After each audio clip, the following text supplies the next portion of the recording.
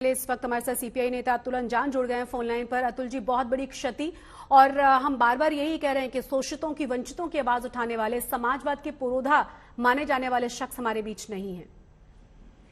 निश्चित आपने सही कहा। देश को एक बड़े सदमे का सामना करना पड़ रहा है। मैं तो इसे अपना व्यक्तिगत जो है नुकसान समझता हूँ। पिछले 40 वर्षों में मेरा उनका साथ रहा, विद्यार्थी आंदोलन से लेकर तब से मैं उनको जानता हूँ। जब 1974 में वो पहली बार जबलपुर विश्वविद्यालय छात्र संघ के अध्यक्ष चुने गए थे और मैं उस समय लखनऊ विश्वविद्यालय छात्र संघ का महासचिव था। बाद में जब मैं लखनऊ विश्वविद्यालय छात्र संघ का अध्यक्ष चुना गया 78वें वर्ष बाद, फिर लगातार हमारा उनका साथ था। हम लोग कब जब भी दिल्ली जाते थे, चना 2 रुपए 5 रुपए का खरीद करके पैदल घूमते रहते थे। वो संसद के सदस्य हो गए थे, मधुली मय जी के घर से वहां तक, और सारी चीजों पर, युवा राजनीति पर हम लोग चर्चा भी करते थे। मतभेद भी होते थे, लेकिन साथ में बैठकर हम शरद जी और केसी त्यागी जी बहुत चर्चाएं करते थे। कई कन्वेंशन हम लोगों ने नौजवानों के अधिकार के लिए, काम के अधिकार को, और जब मैंने ऐतिहासिक देश में आंदोलन चलाया था, काम दो या जेल दो, जॉब और जेल, तब वो उसके साथ लगातार आते थे संबंधों में। कई तरह के विचार उन्होंने दिए। संसद के अंदर जब वो बोलते थे तो बहुत ग्रास रूट की बात, जमीन की, लोगों की बात, खेत खलिहान की बात, उनकी बात से, उनके विचारों से खुशबू, उनके भाषण से खुशबू आती थी। गांव की और गांव की गवैयत की, खेत की और खेत के ओसान की, चावल और धान की, और वहां से लेकर चलते हुए वो बड़ी बड़ी राजनीति की बात। मुझे याद है वीपी सिंह के साथ जब हम चलते थे और वो भी साथ साथ चलते थे। लखनऊ में, दिल्ली में झुग्गी झोपड़ियों का सवाल, उसमें वो आगे आगे रहते थे। ऐसे व्यक्ति जो बेदाग थे, कई समस्याओं का, जैन डायरी का जो उन्होंने सामना किया, जो बड़ी बेबाकी से कहा, हाँ उसने कुछ पैसे मुझे दिए थे, मैंने पार्टी के कोष पे जमा कर दिए, 3 या 4 लाख रुपए थे। किसी चीज को छुपाना नहीं उनमें, उनके अंदर एक जो बाहर वो अंदर, जो मन के अंदर वो जन के बीच में ऐसे विचार थे।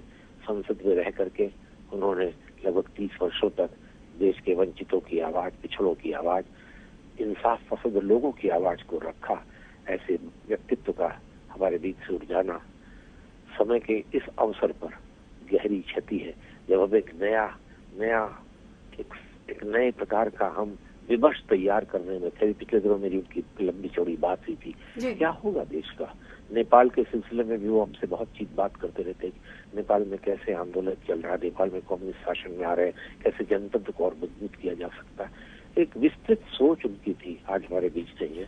शोक संतप्त परिवार के लिए, भाभी के लिए मेरी हार्दिक संवेदनाएं, बच्चों के प्रति हार्दिक संवेदनाएं। एक ऐसा व्यक्ति जिसे सीखा भी जा सकता था, जिससे लड़ा भी जा सकता था, जिसके बोलने से समय और जमाना भी हिलता था, जिसकी खामोशी में एक गहरी वेदना थी, ऐसा व्यक्ति हमारे बीच में नहीं रहा। बहुत बहुत शुक्रिया अतुल अंजान जी हमसे बात करने के लिए। संजय सिंह, आम आदमी पार्टी के सांसद और बड़े नेता हमारे साथ जुड़ गए हैं। संजय जी, बार बार हर शख्स यही कह रहा है कि एक ऐसा शख्स जिसके चाहने वाले बहुत ज्यादा थे, जो बहुत अच्छे तरीके से समझता था मेरिट एंड डीमेरिट, जो हमेशा पिछड़ों की बात रखता था हर परिस्थिति में, अब वो हमारे बीच नहीं है। देखिए, निश्चित रूप से ये एक अपूर्णीय क्षति है और मैं ये कह सकता हूं कि शरद यादव जी भारतीय राजनीति के वो नेता जो युवाओं के बीच में प्रेरणा के स्रोत थे। 1975 में जब आपातकाल लगा इस देश के अंदर, तो जिन सांसदों ने इस्तीफा दिया उस आपातकाल के खिलाफ, उसमें से शरद यादव जी का नाम था। यंगेस्ट एक युवा सांसद हुए थे वो, और उन्होंने इस्तीफा दिया था उस समय आपातकाल के खिलाफ। लोकतंत्र के प्रति, डेमोक्रेसी के प्रति जो उनकी आस्था थी, जो उनकी लड़ाई थी, इमरजेंसी के जमाने में उस आंदोलन के वो हीरो हुआ करते थे। लोकनायक जयप्रकाश नारायण जी के आंदोलन के हीरो हुआ करते थे। संपूर्ण क्रांति का जो नारा उन्होंने दिया था, और एक लंबा समय उन्होंने समाजवादी आंदोलन को मजबूत करने के लिए पिछड़ों, शोषितों, वंचितों की आवाज को देश के सदन और सड़क पर उठाने के लिए जाने जाते रहे। और मैं आम आदमी पार्टी की ओर से और अपने नेता अरविंद केजरीवाल जी की ओर से उनको श्रद्धांजलि देता हूं। और ये अत्यंत दुखद खबर है। बहुत लंबे समय तक उनकी बीमारी की सूचना आती रही और अचानक आज ये समाचार मिला। निश्चित रूप से मन बहुत दुखी है और मैं ईश्वर से प्रार्थना करता हूं कि उनके परिवार को ये अपार कष्ट सहन करने की भगवान शक्ति दे।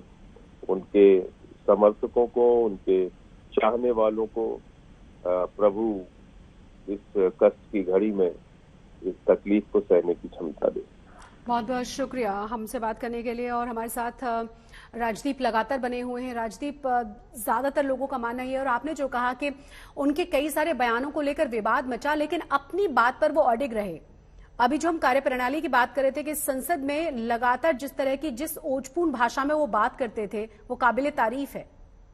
पूरे बिल्कुल आपने अभी जो एक क्लिप दिखाई उसमें देखिए आदिवासियों की बात की, पूर्वोत्तर राज्यों की बात की। कितने नेता हैं जो लगातार इन विषयों पर पार्लियामेंट संसद में बात करते थे। ऐसे विषय जो बाकी नेता टच नहीं करते थे, शरद जी उनमें पड़ जाते थे। खास करके अगर उनको लगता था कि इससे जो आम आदमी है जो उसे सामाजिक न्याय मिल सकेगा, तो शरद जी के पास लोग जाते थे। कई जब आप उनके घर पहुंच जाते थे, उनके घर में बड़े बड़े नेता बहुत कम हुआ करते थे, लेकिन कोई आ जाता था किसी अर्जी के साथ, कोई कहता था मेरी कोई पिटीशन है। इस तरह के लोग आपको बहुत मिलते थे शरद जी के पास। तो शरद जी ने अपनी एक छवि बना ली थी सांसद में। देखिए वो लालू जी या मुलायम जी की तरह चुनाव में उनका मास लीडरशिप ना था, लेकिन संसद में पूरी पकड़ थी। किस सेक्शन में, किस आर्टिकल में क्या कब कहना है संसद में, इस पर उनकी बहुत बड़ी पकड़ थी। बिल्कुल। अभी हम अपने दर्शकों को दिखा दें, पीएम की तरफ से निधन पर शोक व्यक्त किया गया है। नरेंद्र मोदी ने ट्वीट किया है, शरद यादव के निधन से आहत, लंबे सामाजिक जीवन में सांसद और मंत्री के तौर पर अलग पहचान बनाई, लोहिया के आदर्शों से प्रभावित थे, उनसे बातचीत मुझे हमेशा याद रहेगी, उनके परिवार को मेरी संवेदना। प्रधानमंत्री नरेंद्र मोदी का ट्वीट दिखा रहे हैं उनके निधन के बाद निधन पर शोक व्यक्त करते हुए उनका ये ट्वीट। और आपको ये भी बता दें कि अलग अलग नेताओं की तरफ से ट्वीट किए गए हैं। हम अभी आपको दिखा रहे हैं ओम बिरला लोकसभा स्पीकर, उन्होंने क्या लिखा है, वे विलक्षण प्रतिभा वाले महान समाजवादी नेता थे, वंचितों शोषितों के दर्द को दूर करने के लिए जीवन समर्पित किया।